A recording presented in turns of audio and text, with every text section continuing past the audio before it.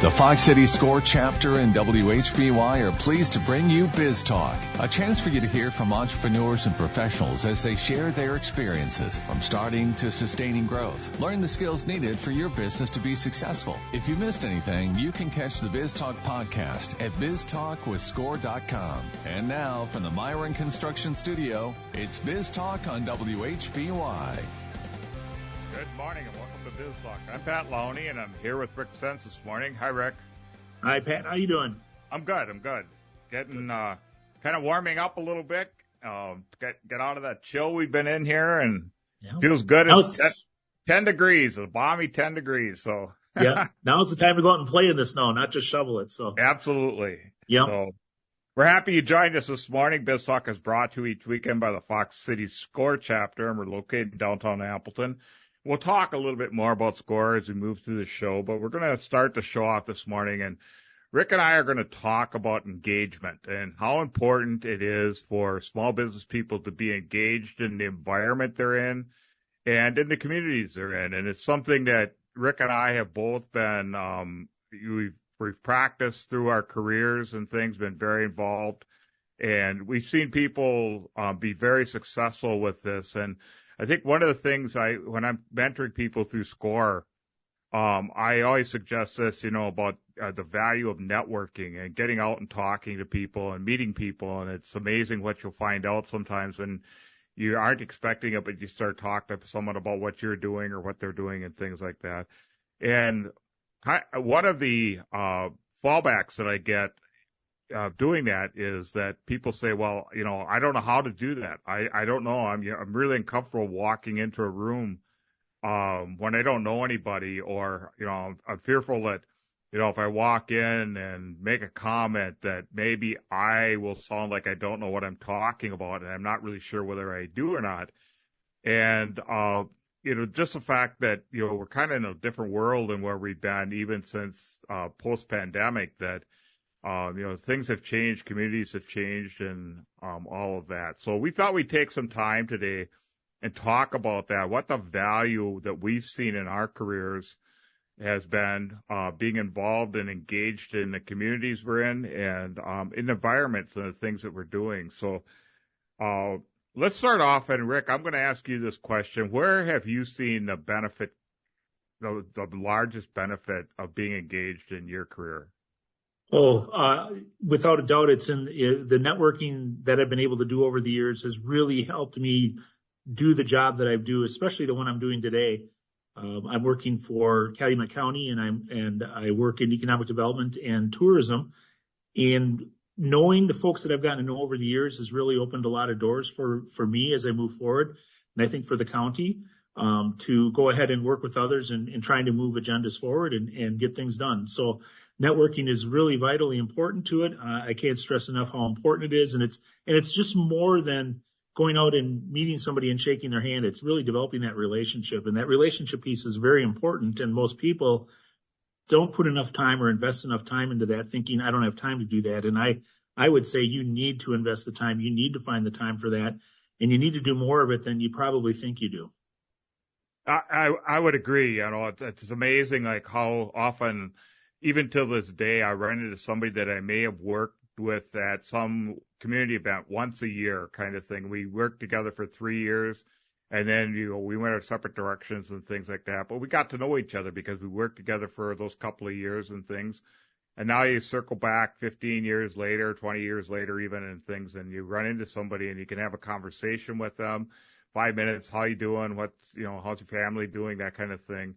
But there are times when you really need those people too. So, for example, you might say, hey, I know so-and-so at this place. I can call them and have them help me find the person I'm really looking for. A warm introduction is much better than a cold introduction, a cold call kind of thing. And I found it one of those things that's just critical to my career and really to my life. It's just, who I am. And it's really convenient nowadays that there's so many tools out there available for people to do this and do it very easily and efficiently. I personally like to use LinkedIn quite a bit. I think it's a great resource. What I like about it is it's focused on business generally. There's some personal things that enter into it once in a while, but mostly it's business related or moving forward with what you're trying to get done in your career path. And that is just one thing that if you're not doing LinkedIn as an entrepreneur or business owner, you're really missing it. You need to be doing that on a regular basis. And then reaching out to people and not just having a shingle out, so to speak, on LinkedIn and just waiting for things to come in. You need to be an active user, but you need to be a contributor, somebody who's actually bringing value to the community on LinkedIn or the other social media you may choose to use. And it's important that you do that in a way that is reaching out to people, engaging people, and inviting them to come alongside of what you're trying to get done. How important do you think it is that people be curious of their surroundings and their environment and their ability to be engaged? Well, I think if you're in business for yourself, you're already a naturally curious person because you've taken it upon yourself to figure out how to either provide a service or a product. And there's just a whole engineering side of that takes place in your mind that you have to walk through. So really understanding the engineering behind that piece of it, I think just lends naturally to understanding the importance in the engineering behind building relationship. And, again, I don't think as a business owner, you can really divorce yourself from that. You might say, well, I'm an introvert, but well, so am I actually. When I do the Myers-Briggs, I turn out very high on the introversion scale, but people that know me don't really think I'm an introvert. And, but that's a good thing because, it is important to come across the people that you're willing to engage. And an introvert sometimes doesn't do that. But as an introvert, you can do it and do it in a way where you still feel very comfortable in a room. And I think people really need to take advantage of that and do that, especially in the business world. It's just such a benefit to your bottom line, to be doing that on a regular basis. And you can develop those skills too if they aren't not something that you're normally comfortable with. Right? Yeah. I certainly have had opportunities over the years. A former employer of mine, was very generous with the training that they did, that they put me through, which I really appreciate to this day. I fall back on it a lot. Had the opportunity to take Dale Carnegie coursework, which I would recommend. And even if you don't take the coursework, you can read his books. They're timeless. They're written, I think, back in the 30s, but in the 1930s, not the 2030s. And I think it's really just an opportunity to help have an expert basically walking you through how to take the step of, I'm afraid to get into a room. Well, this person's been there. He's done it and he's shown millions of people how to do it effectively. If he can show it to that many people, I'm sure I can figure it out from what he's going to tell me in his book. So I would encourage that the training aspect is really crucial. And there's just so many other things you can do. Jobs, speaking of that, I had a couple of positions, over the years where I was forced to be in a position of sitting across from somebody on a regular basis and interviewing them about their life, when it came to financial decisions, which can be a very difficult, awkward situation in some cases. But once you get comfortable with that, boy, it's sure easy to sit across from people and talk to them to just about anything. Yeah. And it gets more comfortable too when you get into situations where maybe you are the only person in a room that, you haven't come with somebody else and you've got to find a table to sit at.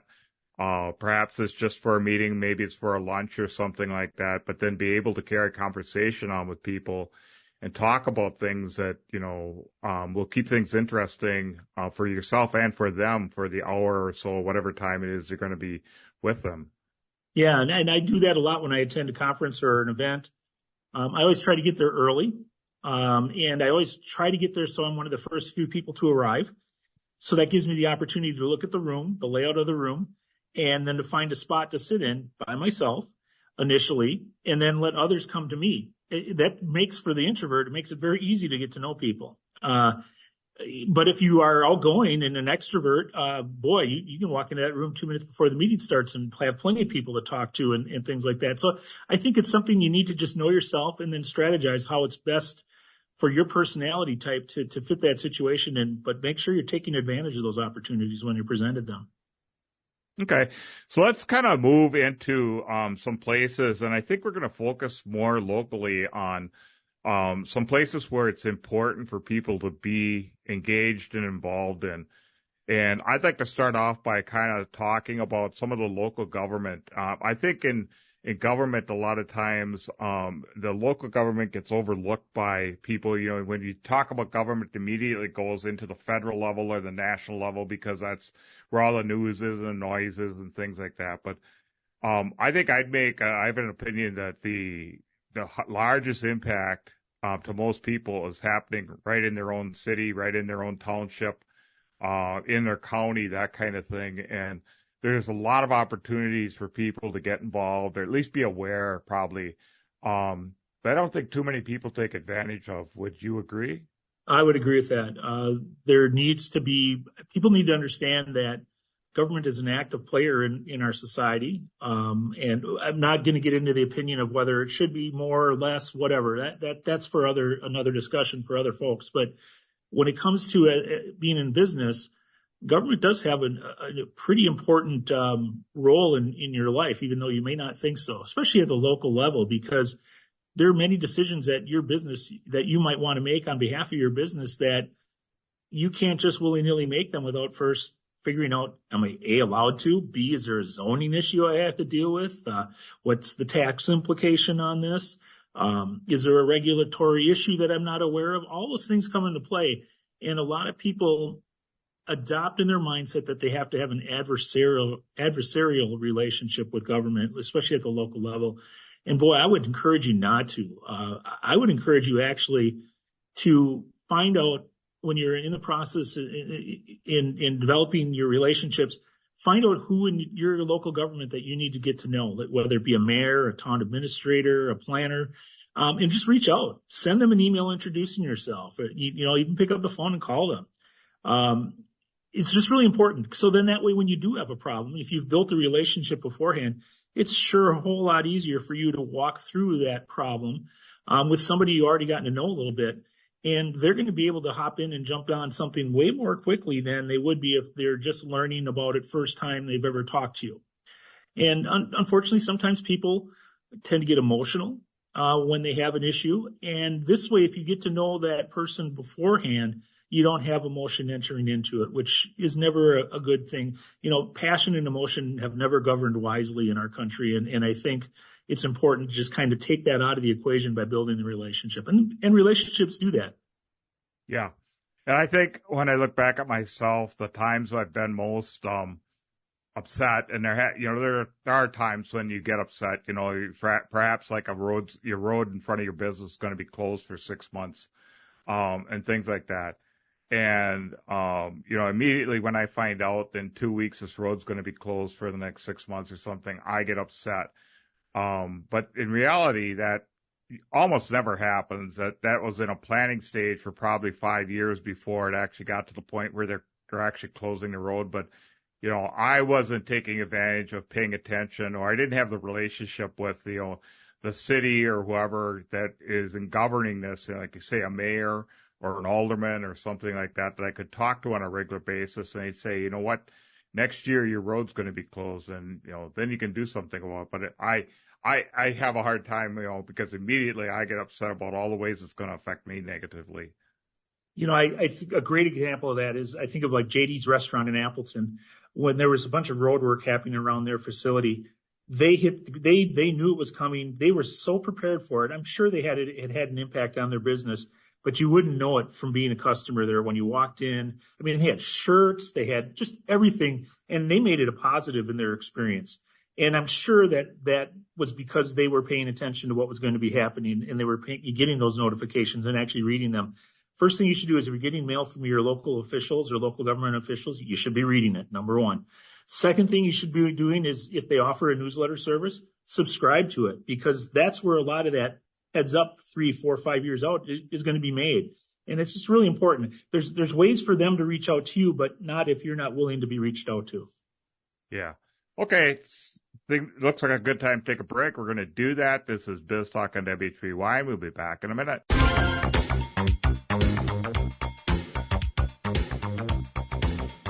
Welcome back to BizTalk on WHBY Radio. I'm your host, Rick Sense, and with me today is co-host Pat Lowney. Pat, we've had an interesting discussion so far on having involvement in with your local officials and building relationships with folks and how that can impact and positively impact your business.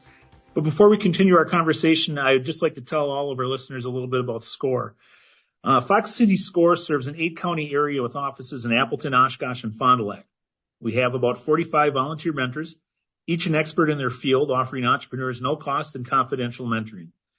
Those areas of expertise include IT, social media, marketing, cash flow, accounting, strategic planning, workflow, human resources, retail best practices, and many, many others. In order to register for a no-cost confidential mentoring session and or to learn more about the Fox City SCORE chapter, please visit our website at score.org/Fox Cities. You can learn more about how the SCORE chapter can assist you with starting and or growing your business, and you can complete an application for a free mentoring session. Simply complete the online form and submit it to SCORE. In a few days, a SCORE mentor will be contacting you to set up a meeting. Remember, SCORE is no cost and offers experts who can offer you assistance in many different areas. To get started, visit our website at score.org/Fox Cities. To support small business people, Fox City SCORE is always looking for new mentors. If you have experience that you would like to share with others, we'd love to talk to you. We welcome volunteers with experience in all aspects of business. Small business owners need your help, and your experience can make a real difference to their success. Go to score.org/Fox Cities, click on the volunteer button, and fill out the short application. And someone will get back to you to explain more. Thanks again for joining us on BizTalk this morning. And let's pick up our conversation, Pat. You mentioned earlier in the program that we both have had experience in the advocacy arena. And maybe you could start by just giving listeners an idea of what that kind of was for you and in your role was at the time, and how did that impact you working with the state and the federal legislators? How did that help you in your business as you moved forward?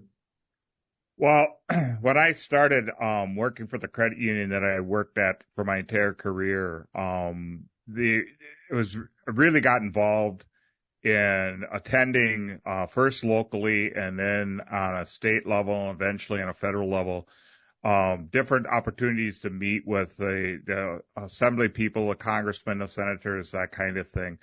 And I worked, there was an organization, a statewide organization and a national organization in the credit union world that did a great job of providing training for advocates and, what the important issues were and things. And so I started out doing that. And, when I was youngest in doing that, there were people that had been doing this for a little bit longer who mentored me. And I was able to watch them and shadow them and see how it worked and what was going on with it and everything. And I think the biggest thing I learned out of this almost all the time, no matter what level I was working at, is the people that were in the positions were just people like you and me. They're just people that stepped up and said, you know what, I want to take a shot at this and be this, congressman, or I want to be at the state level or local level or something like that. And they usually were pretty easy to talk to. Excuse me. And I think one of the things that I had to learn was to stay focused, because their time was usually fairly precious. Especially the higher you got, you might get 15 minutes and things like that. And you had to make sure that I stayed on target, with the conversation and things like that. But after you start doing it, it's like everything else you do in life. You start out a little bit hesitant when you first do it. And then, fortunately, you step into the arena and start meeting with people. And you develop those relationships. And, so the next couple times, maybe one or two times, they don't know you as well, but then they start seeing you fairly often and things like that. And they start calling you by names and things. And sometimes they even reach out to you and ask you, because they know that you're in this environment and you're working with it, hey, I'm hearing this. What do you know about this? So it's been a very positive experience for me, and it didn't take all that much time either. More of it, for me was I just had to commit to it and then follow through and do it, and then, go back and do my other thing when I was done with it. Some telephone calls, some emails perhaps, and once in a while a visit. And is it something that you felt benefited your organization directly? Oh, absolutely. From a couple different reasons. One of them wasn't, there are a number of key issues that happened there's always stuff going on at all levels, with legislation and things like that. So you want to make sure that you're there when you need to be there. But I always learned a lot along the way. And one of the things I found by being involved on a regular basis was that I was starting to pick up on stuff, a year, 2 years, perhaps ahead of when it was really starting to become something that was up for a vote or something. So I could become better educated too, and maybe think my position out a little bit better, and maybe talk to some other people around me and say, hey, does it, what's the position we want to take on this? And so that when we come in, I've got a clear message, and I can make that 15 minutes really count. So yes, I saw it happen all the time. I would highly recommend it to anybody that was going to do something like that. And you even mentioned before we cut away to our break here that you had members of Congress, you had members of the state assembly, state senate actually reaching out to you to get information. Is that correct? Yes, because they figure out pretty quickly too who's got it, who's a thinker, who's got a good voice, who's able to explain themselves and things like that. And oftentimes I find that they don't have the answers. They're going to have to make a decision, and they're looking for somebody that they can maybe say, tell me what you think about this, or tell me a little bit more about that. And I think that's just normal. It is that way in life for all of us, right? And it's just another example of just, how common most of these people are. They're just like you and I, except that they have taken a different position. And, I think we have a responsibility to help them out too. I think that's a perfect time for us to take a break. You're listening to BizTalk on WHBY, and we'll be right back. Welcome back to BizTalk. I'm Pat Lowney, and I'm here with Rick Sense, and we're taking some time this morning to talk about being involved and engaged in the community that you're in. And we're going to spend a little bit more time now talking about how you can get more involved, why, and how you do this. So, Rick, I want to ask you, you've had a lot of experience being involved in this in a number of different roles and things like that. How would you suggest that somebody starts to get engaged? How do they go about that process? I just by way of background for the listeners, I did end up working in the House of Representatives for 10 years. I was a district chief of staff for 2 members of Congress. So I had the opportunity before that. I actually worked with Pat on some of the credit union issues that he mentioned earlier.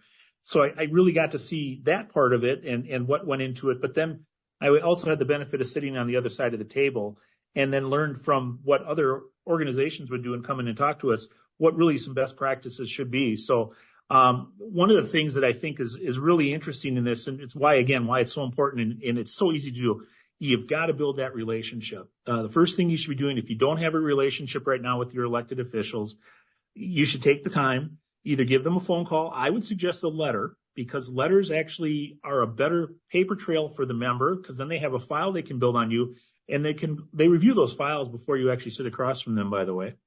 But if they have that letter from you where you spend maybe a few paragraphs just explaining it as what you do and why you do it, why you chose to start your business, or why you do the business that you do. So they get to know you a little bit. That's really the first thing you should do. And if you haven't done that, it's so easy to do. You could even use a form letter from the standpoint of, address it to dear elected official, but make sure you don't send it to dear elected official. Make sure you personalize it to each person that you want to make sure that you're reaching out to, that it represents you. Doing that, again, just puts you on a legislator's radar.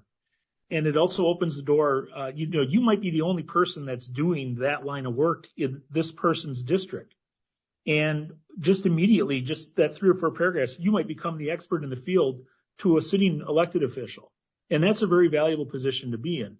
As Pat mentioned before, they do reach out to you. They will call you with questions. And I did it all the time, trying to get a clear understanding. Oftentimes people get frustrated because they feel elected officials are one party or the other, and they tend to just be so, close-minded on things. And I can honestly say that that's not the case at all. From my experience, at least working in a congressional office, we always wanted to, especially if we knew an issue well, we'd always really study it and research it in more depth than we would otherwise, because we were trying to get past the bias that our own thinking was already in place on an issue because we felt we knew the issue. So again, with your business, if you have a business that you are unique in whatever way or shape or form that you're doing, and all business is, it's important that you communicate that to your elected officials. And then that way you're building that relationship, you're reaching out. And I would recommend you could do this periodically as well, not just the initial letter, but then follow up. Invite them to come and tour your facility if you haven't done that. Arrange to have your workers available for them to have a conversation with.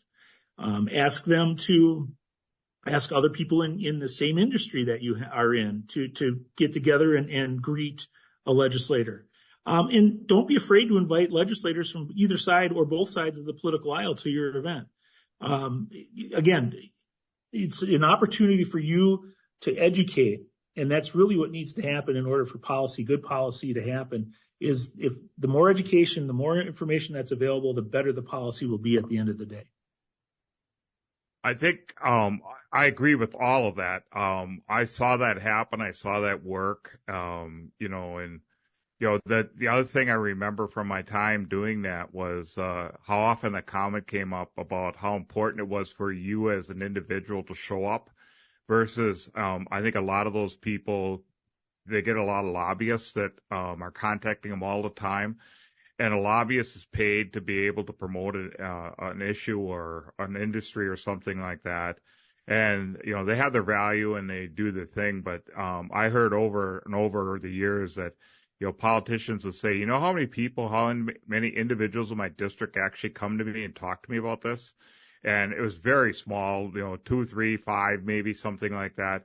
And the fact that you are one of those people and you actually took some time to drive to Madison or took some time to go to their town hall meeting in your town when they come there and things like that has a tremendous impact.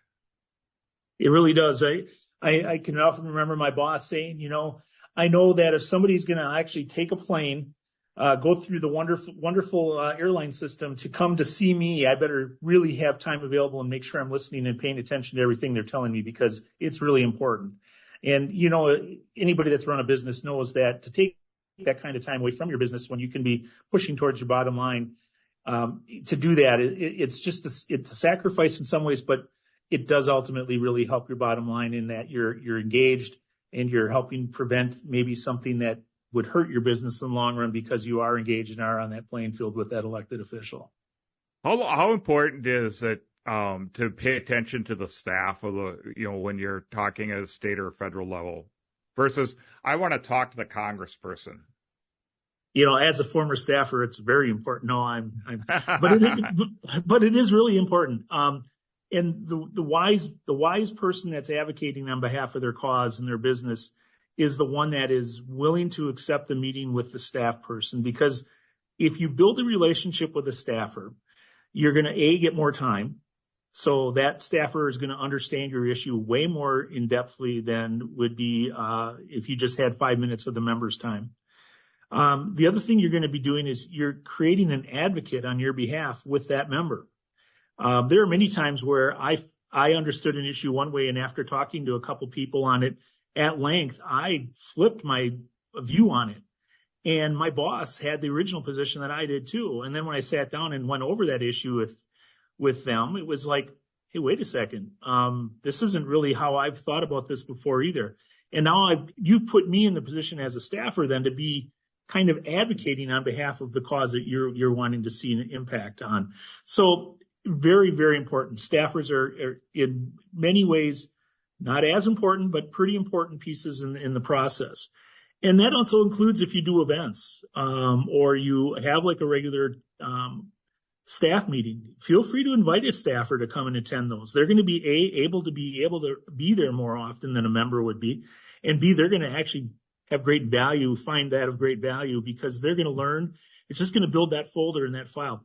One of the things that one of the great benefits I had in that role, and I appreciated it so much, was in 10 years, I got to know a ton of stuff. I mean, just amazing how much I learned and how much I knew about all this great stuff. But now the listeners can't see me doing this, but unfortunately my depth of knowledge was about 1 inch deep on a lot of stuff, which is just enough to make you dangerous.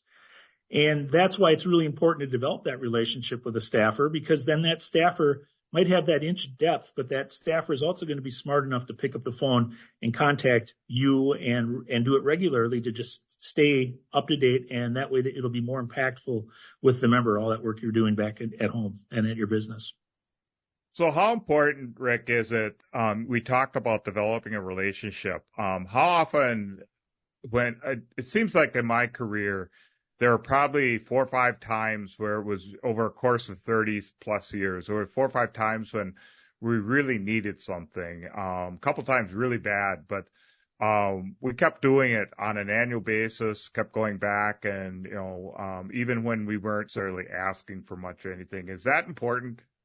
Well, it's very important. The time to ask someone for help is always a tough thing when you get to that point. But boy, isn't it better to ask help of somebody you know already than not knowing them at all? And you'd run into that where people would come in and just have this level of expectation because they had this problem and you needed to fix it. But, if you magnify and multiply all the other people that come through the door that have a really serious problem as well, there's a whole lot going on that needs to be addressed. And as a lot of people feel, and that doesn't seem to be happening very much in our country very quickly. By the way, the founding fathers created that system on purpose. But that's a whole other discussion. But that's why it's really important to develop that relation before you need it. You have the opportunity, again, as Pat and I have been talking about already, to build that relationship, reach out and bring them into your business, get to know them up front. So when you do get faced with that legislative thing that's just going to blow up your business, you have already established that relationship. You have already established the fact that you're a serious player on that relationship and that you're an expert that they can turn to. A lot of times, believe it or not, legislators are well, this part I think is very true all the time. Legislators are very well intentioned.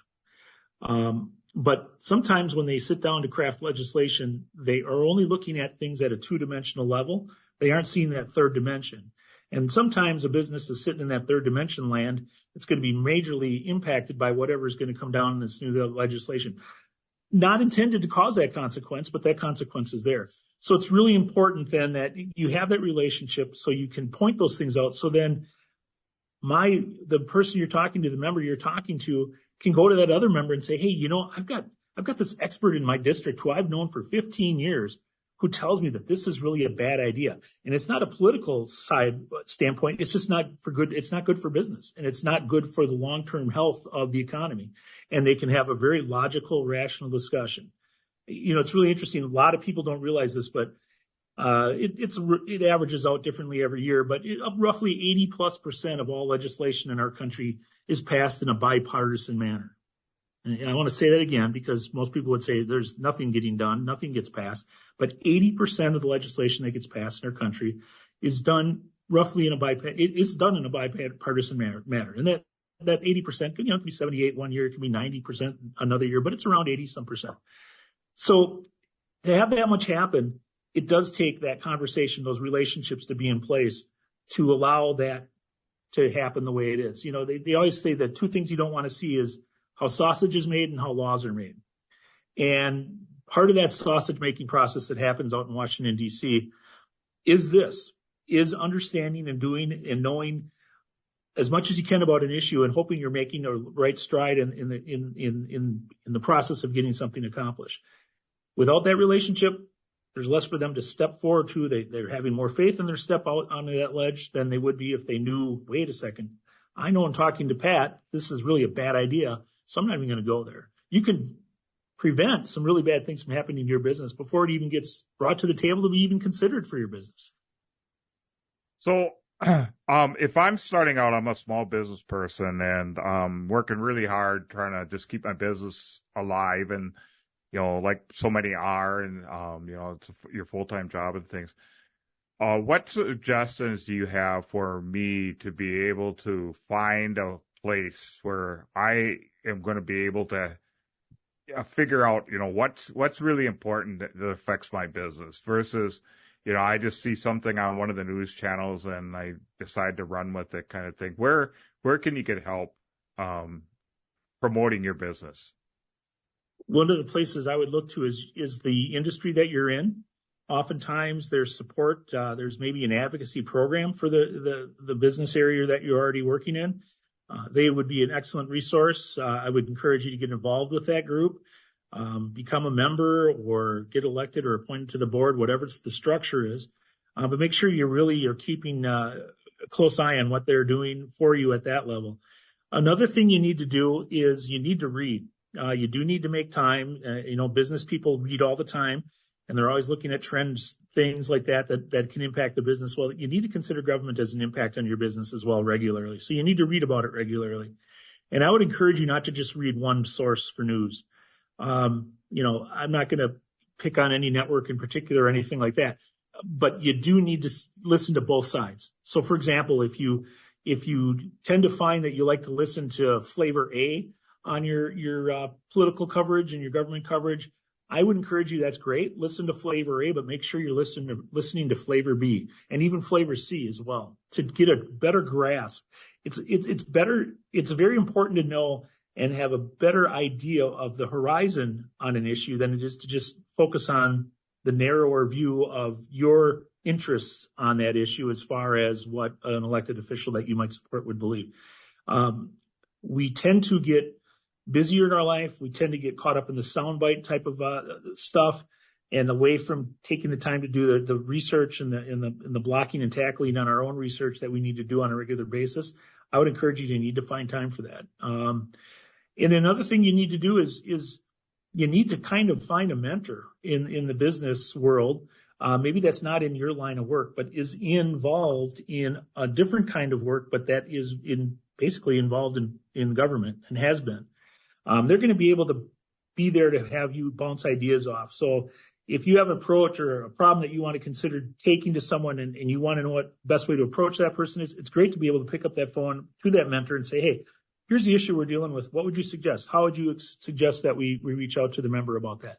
That'll go a long way as well. Plus, they're going to send you information back and forth between each other. You find stuff out about your world that actually impacts their world. You might not realize it, and they might not realize what they're doing in their world is going to impact you. But it's just a great way. Again, coming back to what we started talking about way back in the first segment was the importance of networking. It just is really an important thing to be doing. Yeah, and I think, you bring up that mentor relationship. I had a good luck of having that through my career and things too. And there's a variety of different ways and places you can go out and find that. But you really want to find somebody that is willing to challenge you. And you have to be willing to take that challenge because it forces you to think about things that you probably haven't thought about yet. And you can at least take the time to think about it, and you can say, okay, I still think my original opinion is the best way to go for me. But I found that there were times, sometimes really critical times, when somebody would raise an issue that I hadn't thought about. And when I did think about it, I changed my mind and say, you know what, there's a different way to look at this. I had an example one time where a salesperson came to me with an idea. And of course, your leeriness of salespeople is they're always going to try and sell you something because that's how they make money. And this person really had thought out and done the homework way above and beyond what I expected. And they really had a much better idea than anything that I had thought about before. And I went ahead with it, and it was probably one of the better decisions I ever made. But you have to be open enough to take on, and you talked about multiple news sources. I completely agree with that you need to find places. And I like reading a lot. I like reading because I think it takes more time to write something and more thought to write something than it does just to say something. And I've always found more value in the reading and also it takes me more time to work my way through it too. So I read and I think as I go through it versus responding to what I've just heard and then, getting wound up or not or whatever that is. But I think it's just, a lot of things we're talking about here today are just, you've got to reach out. You've got to make an effort yourself because it's so importantly critical to the future, your future as a person and your future as a business person being successful. The idea of a civil society and what the founders wanted to create in our country was really reliant on the better angels of everybody in that society. And getting back to that root of what we were originally designed to be more like than we have been lately, it seems, I think is really important. And really one solid way to do that is be informed, read wide varieties of information, and make sure you're networking with people and sharing those ideas and agreeing to disagree and not disagree disagreeably. Is this really important? Pat and I might disagree on something, but it's really important, and it has been over the years, that we'll talk through an issue before we would ever come to fisticuffs over an issue. And that's where we need to get back to more in our society. Yeah. And, in our past, in the credit union world, you and I both know there were people that were politically on a different side than we were on, and we were good friends with them, because we realized how important they are. Politics swings, and there's a constant pendulum going back and forth, and it seems to go that way. And there's times when maybe my person is in charge, and it's more important for me to be there as a point person. There's other times when perhaps your person is in charge, and then you maybe become the point person. I support you. But ultimately, what we're really looking for is for the betterment of all of us, that we get, where we feel we need to go as a society, and where we need to be as a business people too, to promote what's best for our business. So, I think it's interesting, and I'm just going to editorialize here for a minute, but one of the founding philosophies that started this country was the fact that back in those days, a king or perhaps a monarchy or something controlled all information. And the general population had no access to information other than what they got from the government or whoever was in charge. And as this country is being founded, one of the tenets of it is that we were going to have public libraries. We're going to have public access to information so that you could go out and educate yourself in whatever way you wanted to, but become more educated. I think at this point right now, with the internet and social media and things like that, we have better access to information than we've ever had in history. No doubt about it, and kinds of things. And yet so often we don't take advantage of that because we kind of get locked in our own silos and things. And, I don't think it makes us better, but I think it's something that we as individuals have to reach out for. So I think that's true as a business person too. You have to be able to listen and go out and search, and then read, listen, and then express your opinion in a not in a disagreeable manner, but express your opinion that this is what I believe we should go, and be able to support that a little bit. Here's why I believe that. And that's where you can have huge impact, whatever level you're working with. And I think that's a lot of times what I found that people are actually looking for too, is somebody that has a thoughtful, just can have a thoughtful discussion with you. So with that, I think it's time to take another break. We're going to do that. This is BizTalk on WHBY, and we'll be back in a minute. I'd like to thank our sponsors who help bring BizTalk to each weekend. We really appreciate their support. Thank you to Abbey Bank for being a sponsor. At Abbey Bank, baby, they make banking about you, because your dreams and goals deserve personalized attention and care. Whether you're navigating your personal finances, growing your agricultural endeavors, or managing your business, Abbey Bank is here to support you every step of the way. Join Abbey Bank today and experience banking the way it should be. Abbey Bank is a proud member of the FDIC. Thank you to Hailing Associates. Hailing Associates helps small businesses and individuals not just prepare tax returns, but by planning for taxes to help minimize taxes for this year and beyond. Hailing Associates, personal connection, positive results. And thank you to the Business News for promoting our program in the biweekly business newspaper serving Northeast Wisconsin. If you aren't already subscribing to the Business News, you should. The paper is delivered biweekly and contains relevant, useful information about the business community in Northeast Wisconsin. So, Rick, as we finish up here this morning, one of the areas that we wanted to talk about, we really didn't get to, is the value of grassroots. Can you talk about that a little bit? Yeah, grassroots is really near and dear to my heart. I think it's so vital to the process, and it kind of brings together a lot of what we've been talking about this morning already, Pat. But the thing I just want to start out with is define what it isn't. There's grassroots, which is I'm taking ownership of an issue. I'm reaching out to an elected official. I have passion about my business, and I want my elected official to understand and know that and share a bit of that passion. That's grassroots. So I take the time to write a letter, make a phone call. I reach out to others, to gain support for my thoughts on my issue. Again, all grassroots work. Then there's this thing called AstroTurf. And that's really crept into our modern political machines today. AstroTurf is kind of like grass. It looks like grass, but boy, you sure wouldn't want to have to feel grounders on it all the time. Remember St. Louis Busch Stadium and the ball bounce all over the place? Anyhow, AstroTurf is not really grass.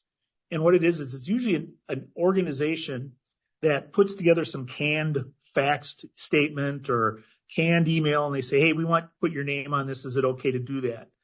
And what's even worse is some of them are actually charging you money to do that for you. As a business, you might think, I don't have time to do this, so I'm just going to write out a check and let somebody else do it that way. That's one of the worst things you can do in trying to affect change in our society's government. Legislators recognize very quickly the difference between grassroots and AstroTurf. Grassroots, people practicing grassroots, the carpet gets rolled out to them because they're value. They really do have great value to an elected official. AstroTurf is just usually somebody's trying to grind some sort of maybe political axe or an agenda that doesn't match up with what all the people that are signing on to something may actually really believe. So I really caution people on that. Now, talking about grassroots, what's so important about grassroots is, again, it's a movement amongst the people, very similar to what our country kind of came together on and was founded on, the idea of every citizen having to pay attention and be involved in the process of democracy. And that is what's so great about grassroots. If you are taking the time, you are an active citizen in our society, you are helping everybody in our community make for a better country because you're paying attention to what's going on around you. You are helping shape the future and doing it in a way that is reflective of what's actually happening in each of our communities. I can't stress enough, if you talk, when we talked about writing the letters and things like that, that's all part of grassroots. It's really important to advocate and to do that, though, to not just lip service it, to just maybe write that letter, but to stay involved, to get involved, ask questions, show up for the town halls, show up for the rallies, show up for the meetings, and get that opportunity to interact with other people that may or may not share your opinion. But again, coming together in that debate hall of ideals is really important. You're going to find that you're going to arrive at better legislation if you do have many, many voices in a room versus one or two trying to take a stark position on an issue. So get involved with grassroots. It's always better to have real grass than AstroTurf in your yard anyhow. So, Amen. I completely agree. And I want to challenge people listening. You've probably been through your first couple of New Year's resolutions already and dropped them. So now take up a new one, and that has become a little more engaged. Take one more step than you have in the past. Get involved at that grassroots level and reach out to your local and state and national legislators and things like that to help them hear your opinion. So that's it for our show. If you came in late and you'd like to listen again, you can hear our podcast at our website, biztalkwithscore.com. As always, thanks for listening, and we'll talk to you next time.